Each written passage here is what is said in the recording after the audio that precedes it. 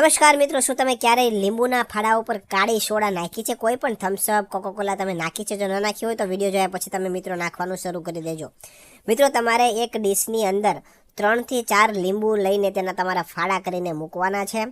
3 થી 4 લીંબુના લગભગ 6 થી 8 તમારે ફાડા લેવાના છે. ત્યારબાદ હવે આ ફાડા ઉપર મિત્રો તમારે કાળી સોડા, કોઈ પણ ગેસવાળી સોડા હોય, થમ્સઅપ, પેપ્સી, કોકોકોલા, એ તમારે ધીમે ધીમે આ લીંબુના ફાડા ઉપર તમારે નાખવાની છે.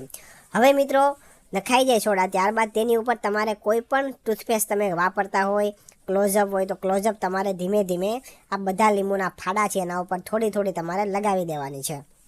હવે આ બધા લીંબુ ઉપર તમારે હવે ચમચી દ્વારા થોડા થોડા બેકિંગ સોડા તમારે ઉમેરવાના છે અને ત્યારબાદ બેકિંગ સોડા થઈ જાય ત્યારબાદ તમારે થોડું થોડું મીઠું આ બધા લીંબુના ફાડા ઉપર તમારે ઉમેરી દેવાનું છે.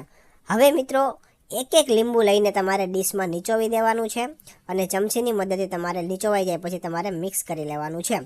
હવે મિત્રો આપણે આગળ વધીએ વિડીયોમાં. એની પહેલાં તમારું નામ અને તમારા ગામનું નામ કોમેન્ટ કરીને જણાવી દો, જેથી કરીને અમે તમને સ્પેશિયલ થેન્ક્સ કહી શકીએ. તો મિત્રો, લાસ્ટ વિડીયોનું સ્પેશિયલ થેન્ક્સ યસ્મીન દોસાનીને મીરા રોડથી, રાજાભાઈ પરમારને સોમનાથથી, વિનોદભાઈ મકવાણાને ગોકરવા ગામથી, પ્રીતિબેન મહેતાને મુંબઈથી, સંજયભાઈ ભાવસારને અમદાવાદથી, ભરતસિંહ ઠાકોરને વટવાથી, ધનસુખભાઈ શાહને સુરતથી, અમરસિંહ પરમારને આણંદથી, યોગેશભાઈ પટેલને ગોદાવાડીથી અને કીર્તિબેન રાડિયાને લંડનથી જાય છે. મિત્રો, તમે પણ તમારું નામ કોમેન્ટ કરીને જણાવી દો, જેથી કરીને અમે તમને સ્પેશિયલ થેન્ક્સ કહી શકીએ. તો મિત્રો, હવે આ લિક્વિડમાં આપણે લીંબુ બધા નીચોવી દીધા છે અને વ્યવસ્થિત ચમચી દ્વારા આપણે આને મિક્સ પણ કરી લીધું, જેથી કરીને અંદરની જે ટૂથપેસ્ટ છે અને બધું એકદમ વ્યવસ્થિત મિક્સ થઈ જાય. આટલું થઈ જાય પછી મિત્રો તમારે આ લિક્વિડને તમારે એક વાટકાની અંદર લઈ લેવાનું છે અને હવે આ જે વાટકો છે તેની અંદર તમારે થોડું વિનેગર તમારે ઉમેરવાનું છે અને ત્યારબાદ ફરીથી તમારે ચમચીની મદદથી બધું મિક્સ કરી લેવાનું છે. મિત્રો, હવે તમે વ્યવસ્થિત મિક્સ કરી લેજો એટલે બધું ભળી જશે અને હવે આ જે લિક્વિડ બનીને તૈયાર થઈ ગયું છે એ જ આપણું કામનું અને જોરદાર લિક્વિડ બનીને તૈયાર થઈ ગયું છે.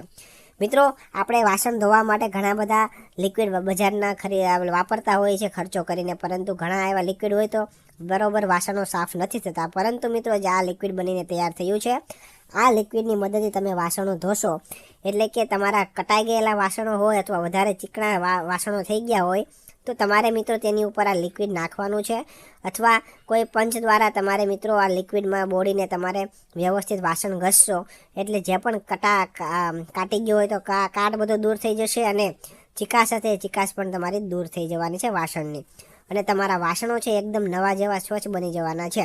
તો મિત્રો, બહારનું બજારનું લિક્વિડ લેવા કરતાં એકવાર તમે ઘરે આ લિક્વિડ બનાવીને ટ્રાય કરજો, તમને ઘણો બધો ફેર વાસણની અંદર જોવા મળશે. તો એકવાર તમે અવશ્ય ટ્રાય કરજો. જો તમને અમારો આ વિડીયો પસંદ આવ્યો હોય તો વિડીયોને લાઇક કરજો, શેર કરજો અને આવા જ નવા વિડીયો જોવા માટે આપણી યુટ્યુબ ચેનલને સબસ્ક્રાઈબ કરી દેજો અને ફેસબુક પેજને ફોલો કરી દેજો. ધન્યવાદ.